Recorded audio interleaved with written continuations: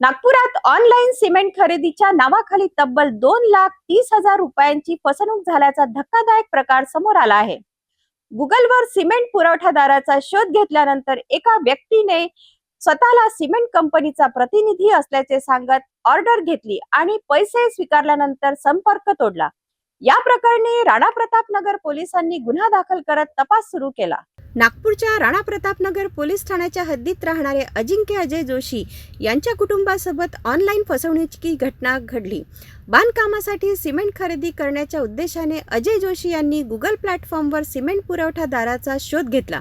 यावेळी विपिन गुप्ता नावाच्या व्यक्तीने त्यांच्याशी संपर्क साधत स्वतःला सिमेंट पुरवठादार असल्याचे सांगितले। सिमेंटच्या दराबाबत चर्चा झाल्यानंतर जोशी यांनी 1,000 सिमेंट बॅगची ऑर्डर दिली। आरोपीने MP बिर्ला परफेक्ट कंपनीचे डायरेक्टर शिवम कुमार यांच्या खात्यावर RTGS द्वारे पैसे जमा करण्यास सांगितले। त्यानुसार 2,30,000 रुपये संबंधित खात्यात वर्ग करण्यात आले। मात्र पैसे मिळाल्यानंतर आरोपीने कोणताही प्रतिसाद दिला नाही, तसेच सिमेंटची मालही पाठवण्यात आला नाही। आपली फसवणूक झाल्याचे लक्षात येताच अजिंक्य जोशी यांनी राणा प्रताप पोलीस ठाण्यात तक्रार दाखल केली। तक्रारीच्या आधारे पोलिसांनी आरोपी विरुद्ध भारतीय न्याय संहितेच्या संबंधित कलमांसह IT ॲक्ट अंतर्गत गुन्हा दाखल केला असून प्रकरणाचा पुढील तपास सुरू आहे।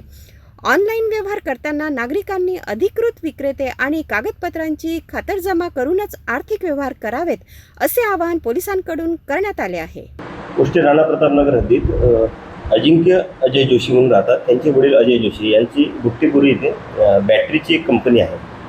त्या MIDCच्या बॅटरीच्या कंपनीसाठी त्यांचं बांधकाम सुरू असल्याकारणाने त्यांना सिमेंटची गरज होती। तर त्यांनी ऑनलाईन सर्च सिमेंटच्या करिता विकत घेण्याकरता जे आहे ऑनलाईन सर्च केला होता। त्यामुळे त्यांनी मोबाईल नंबर वगैरे दिलेला आहे। त्या मोबाईल नंबरवरच त्यांना सर्वप्रथम एक कॉल आला। त्यांनी ते एका बोरीची किंमत जी आहे ती 300 रुपये सांगितली आणि नाव सांगितले अल्ट्राटेक कंपनीचे सुधीर शर्मा। 300 रुपये हे जास्त होत नाही, त्यांनी नकार दिला।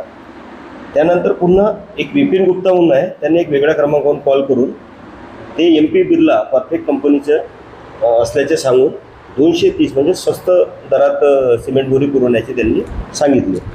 300 रुपयाहून 230 रुपयानं बोरी मिळताना यांना कमी पैशात मिळण्याचे हे आमिष दाखवले। त्यावेळेस त्यांनी 1000 सिमेंटचे बॅगची ऑर्डर दिलेली आहे त्यांना।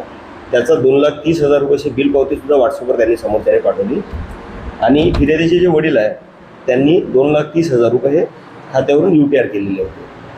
नंतर त्यांच्या लक्षात आलं की तो मोबाईल नंबर त्यांनी बंद करून टाकलेला होता विपिन गुप्तांनी आणि हे 2,30,000 रुपये त्यांची ऑनलाईन फसवणूक करण्यात आलेली आहे। याप्रमाणे बरेचसे जे ऑनलाईन प्लॅटफॉर्मवर जे ट्रेडिंग कंपनीचे जे हे असतात, आपण सर्च करतो, सर्च केल्यानंतर त्यांनी जेव्हा माहिती मागतात, कोणत्याही ट्रेडर्सने किंवा जे खरेदी करणारे जे लोक आहेत त्यांनी आपले मोबाईल नंबर प्रोव्हाइड करू नये।